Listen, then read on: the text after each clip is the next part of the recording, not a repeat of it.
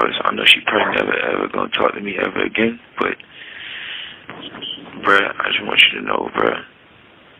Nigga, I was just so fucking drunk, nigga. I didn't even know what the fuck was going on, bro. That ass. I didn't even know what the fuck was going on, bro. Like, that ass, nigga. I'd never do some shit like that, bro. Just that, nigga, I was so fucking drunk, nigga. I just didn't even understand what the fuck was going on, bro. Like, so, whatever, bro. But, you know, regardless, that's not gonna make anything right. And that's not gonna make my actions right, bro. Welcome to the Deep Dive. Today, we're getting straight into the evidence surrounding the shooting of Megan Pete by Daystar Peterson. It's been a really complex case. Definitely. We've gathered, the key sources, trial testimony from Megan Pete, Kelsey Harris too, court documents, and Peterson's own statements, public and private ones. Yeah. And our goal here is really just to cut through all the noise, all the speculation, and focus on the core evidence. What was actually presented, what's in the sworn testimony. And it's important right from the start to understand how Megan Pete initially acted. She actually tried to protect Peterson. Right, that initial statement to the police. Exactly. She told him she just stepped on glass, which, as she testified later, wasn't true.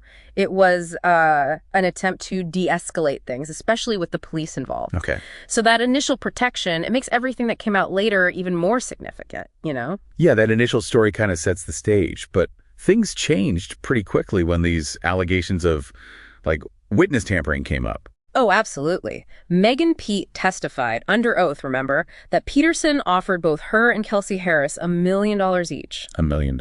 Each. To stay silent about the shooting. That wasn't just some offhand comment. It was central to her testimony. Suggests, a pretty strong motive to control what got out. And it wasn't just Pete saying this, was it? Kelsey Harris, her friend who was there. Right. Kelsey Harris, in a recorded interview she did with prosecutors, this was September 14th, 2022, she confirmed it. She did? Yep. Confirmed Peterson offered that huge sum, $1 million each. To keep quiet, it really makes you think. It definitely does. Offering that kind of money. It suggests trying to hide something big. Yeah. Trying to obstruct the process, maybe. Precisely. Why offer so much if there wasn't something serious to cover up? And, well, as things move forward, Peterson's own public story, it started to shift. Quite a bit, actually. Let's start with that first one, the stepped-on glass idea. Yeah, the first version, it was just some minor accident. Yeah. But that didn't hold up very long against the medical evidence, did it? Well, not at all. You had Dr. Lee Haruno, the orthopedic surgeon, testify. He performed surgery on Megan Pete. Why? To remove bullet fragments from her foot. Bullet fragments, not glass. Exactly. Actual bullet fragments. So this medical testimony, it's physical proof. It directly contradicts that whole stepped-on glass story. The science it didn't match the initial explanation at all. Okay, so stepped-on glass falls apart. Then came the second story, the defense's argument during the trial itself. They started pointing the finger at Kelsey Harris. A total pivot, saying she was the one who shot Megan, not Peterson. So what happened to that claim? What evidence came out against it? Well, there were several things, actually. First off, kind of ironically, Daystar Peterson himself had already said publicly, this was way back on September 25th, 2020, long before the trial. What did he say? He explicitly stated that Kelsey Harris did not shoot Megan Pete. Wait, he said that himself, publicly? Yep. So it's it's odd to then build your defense around something your client already denied publicly. That is a major contradiction. Wow. Okay, so besides his own words, what about the forensics, the science stuff? The DNA was pretty revealing. First, Kelsey Harris's DNA, not found on the gun at all. Okay. Instead, the DNA analysis showed DNA from a male contributor. And here's the kicker.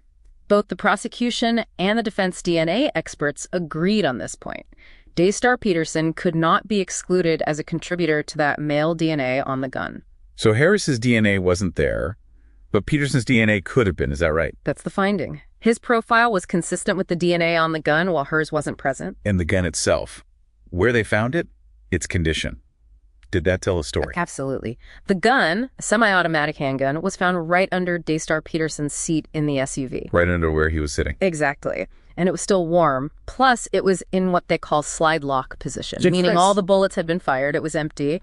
And then they found spent bullet casings at the scene. Let me guess, they matched the gun. They matched that exact gun. Forensically matched. And one more thing. Gunshot residue, GSR. It was detected on Peterson's hands. Wow. So a warm gun Under his seat, empty, casings match, his DNA potentially on it, and gunshot residue on his hands. That's quite a lot of physical evidence pointing one way. It paints a very compelling picture, doesn't it? It certainly seems to. Okay, then there was another claim, sort of a third angle, about the evidence itself being mishandled. Yes, that came up. Suggestions from Peterson's camp that the LAPD had somehow, lost or messed up the handling of the gun and the bullet fragments. But was there any truth to that?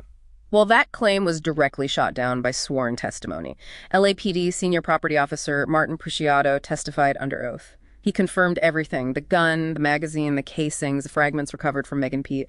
It all remained securely in LAPD custody. So that claim didn't hold water either? Nope, just didn't stand up to scrutiny in court. It really feels like each of Peterson's explanations kept running into direct contradictions from the actual evidence and sworn testimony.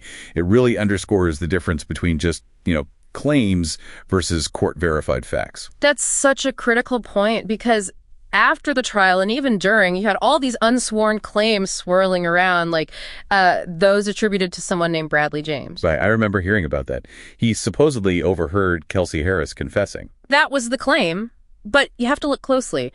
Was James an eyewitness to the shooting? No. Was he even there? No. Did he ever testify under oath in court? No.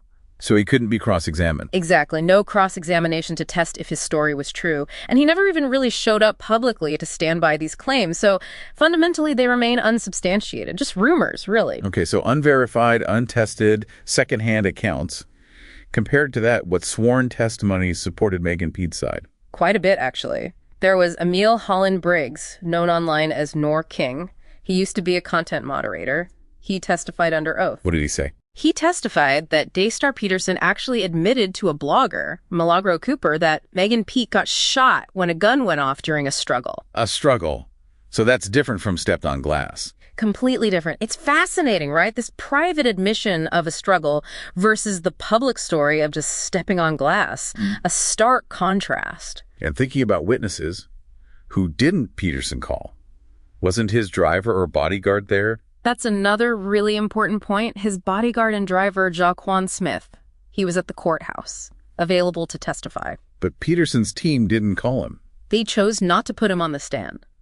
Now, Smith did provide a written statement after the trial was over, but that's not the same. He was never cross-examined under oath during the trial itself. Yeah, that raises questions. You'd think you'd want your own driver, who was right there, to testify if his account helped you. You would think so. The decision not to call him definitely makes you wonder what his testimony under oath might have revealed. And there was an independent witness, right? Someone totally separate from everyone involved. Yes, Sean Kelly, an independent eyewitness. He testified he saw, and these were his words, the short guy shot the girl. He identified Peterson. He described the shooter's stature matching Peterson. He described the shooting motion, saw the victim fall, saw the shooter holding something, described the noise and the flashes, multiple shots. Coming from someone with no connection to either side, that's powerful corroboration for Megan Pete's account. Definitely. Now, what about this Ring doorbell footage? There was a lot of buzz online, some people claiming it was new evidence that cleared Peterson. Yeah, that narrative got some traction, but it's just not accurate. The idea that it's new or exonerating. Yeah. False. So what was it? You're listening to Street TV.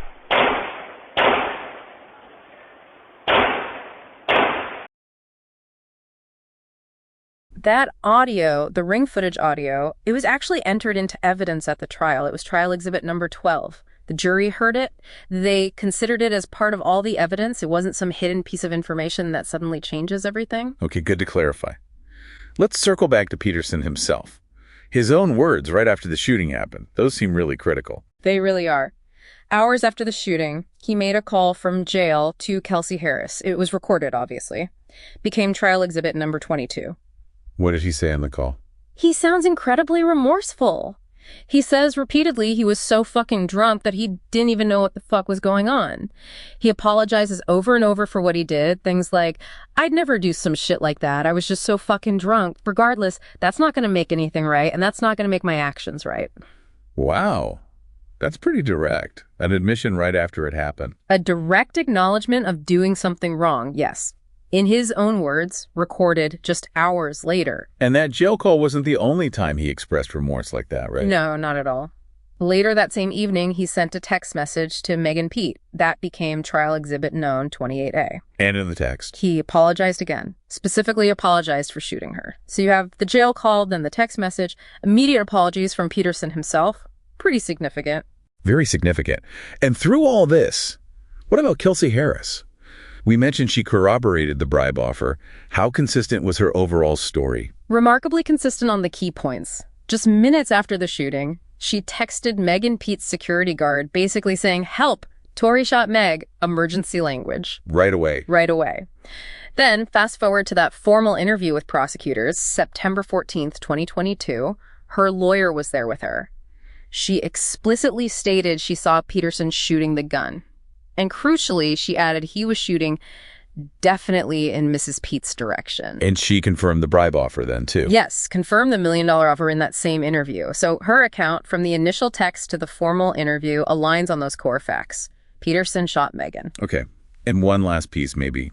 Peterson's own choice during the trial. Right. He had the constitutional right to testify. Yeah. To tell his side of the story under oath to the jury. But he didn't. He chose not to exercise that right, which is his prerogative, of course. But it means the jury never heard his version directly from him, under oath, subject to cross-examination.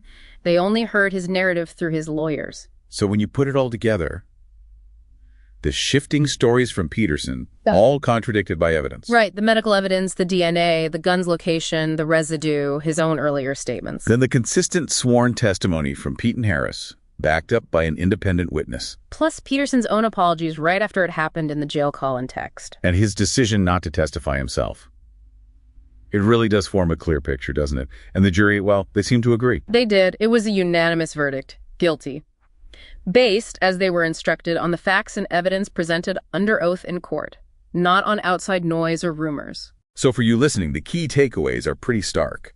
You have this pattern of inconsistent, evolving explanations from Peterson, all directly challenged by physical evidence and testimony. You have corroborating sworn accounts from Pete and Harris, plus an independent witness.